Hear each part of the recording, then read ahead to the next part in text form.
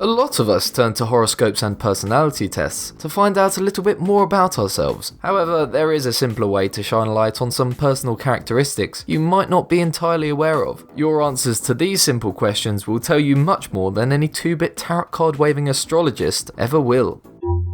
Amazing! Number 10. How quickly do you eat your food? We are what we eat, although how we eat is important too. In fact, it can tell us an awful lot more about ourselves than we might realise. According to behavioural food expert Julian Boghossian, if you're a slow eater, the kind of person who's still munching long after the bill has arrived, you're the type of person who likes to be in control and tend to be confident and even keeled. Fast eaters, on the other hand, are more likely to be impatient and ambitious. Perhaps unsurprisingly, adventurous eaters, according to Boghossian, are people happy to try things outside their comfort zone in everyday life, while picky eaters are more likely to be a little neurotic and anxious. Finally, if you're the type of person that separates their food and eats one type at a time, then you're methodical and very detail-oriented away from the dinner table. Number 9. Do you bite your nails, pull your hair, or pick your skin? Those of us, and there are many of us out there, who occasionally like to bite our nails, have probably been told over the years that we're a bit anxious, or highly stressed, or maybe even a little socially awkward. Well, according to psychologists, these are all wrong, sort of. The real reason some people bite their nails is because they are perfectionists. According to a 2015 study published in the Journal of Behavioral Therapy and Experimental Psychiatry, nail biters are just people who are unable to relax and perform tasks at a normal pace. This is what leads to frustration and anxiety, which people often associate with high-functioning nail biters. Number 8. How often do you use your phone? It's one of the most common irritants of the modern world. Phone starers. Those people who mid-conversation, mid-meal, or mid-sentence will stop, unlock their phone, and become absorbed by that little screen. You may even be doing it right now. So, what does this say about your personality? While the first answer might be that you're suffering from ADHD, that is not necessarily true, or at least not the whole truth. A study at Baylor University found that phone addiction has a lot to do with emotional instability. Perhaps most surprisingly, the study found that introverts were less likely to be incessant phone checkers, possibly because, the researchers suggested, that a sense of being connected is one of the most important reasons people check their phone, and introverts have less desire for constant socializing. Perhaps least surprisingly, people that have trouble concentrating also scored highly on the phone addiction scale. Number 7.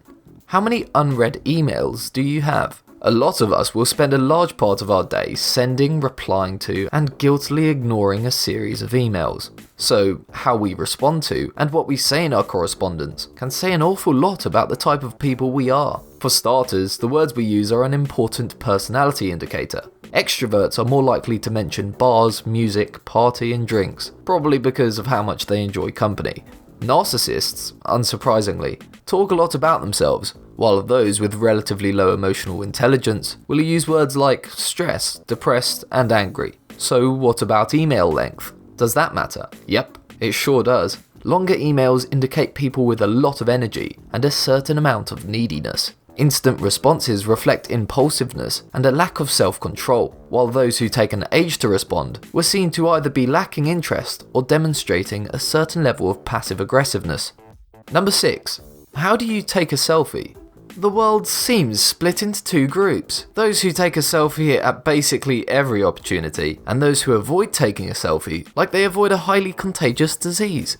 However, it seems like we can break down these groups a little further. Apparently, your selfie style says a lot more about you than you think it does. According to research from the Nanyang Technological University in Singapore, friendlier people were more likely to take their pics from below, while the conscientious selfie taker was less likely to display the private space behind them. If you tend to go for the duck face in your selfies, then you are, according to the research, more likely to be neurotic. Interestingly, most people tend not to pick up on these personality details when looking at selfies, perhaps because they're too busy rolling their eyes. Number 5.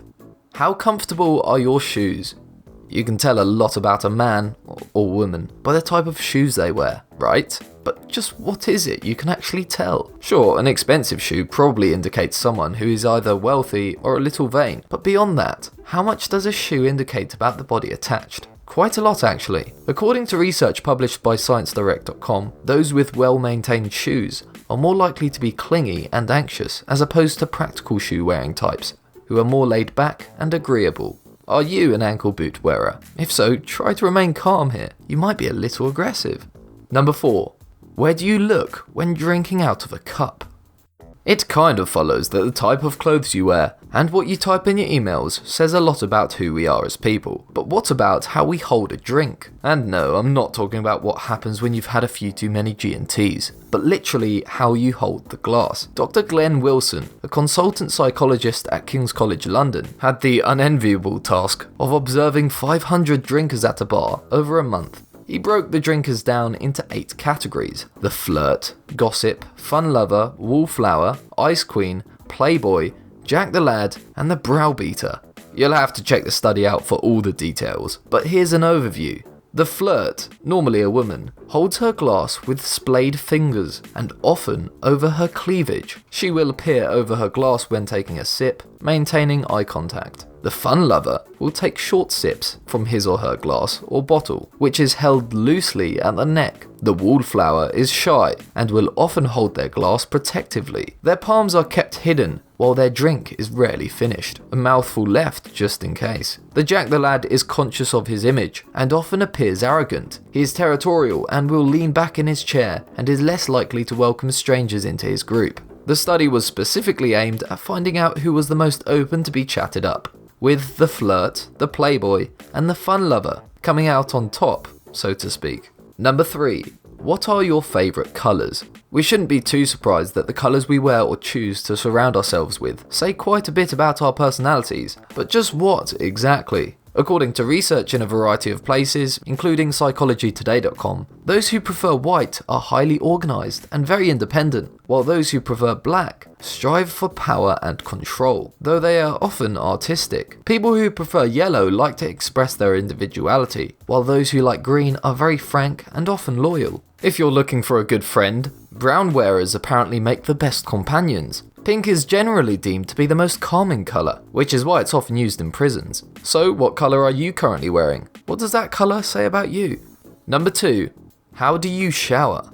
Perhaps a trickier one to observe in our fellow man, and I'm not encouraging voyeurism here, but how a person bathes says quite a bit about their personalities as well. Shower singers are, as one might imagine, confident and less self-conscious, while those who brush their teeth while washing are often impatient overachievers, desperate to make the most out of every moment. Of course, not all of us like to bathe standing up, so how about those of us who like to take a long, luxurious bath? These types are more pleasure-orientated and are laid back and in tune with their body. If you tend to drift and daydream while showering, you are a creative person with plenty of ambition to see the world.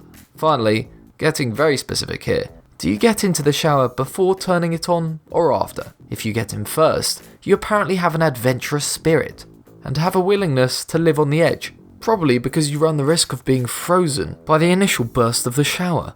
Number 1. How do you place your toilet paper?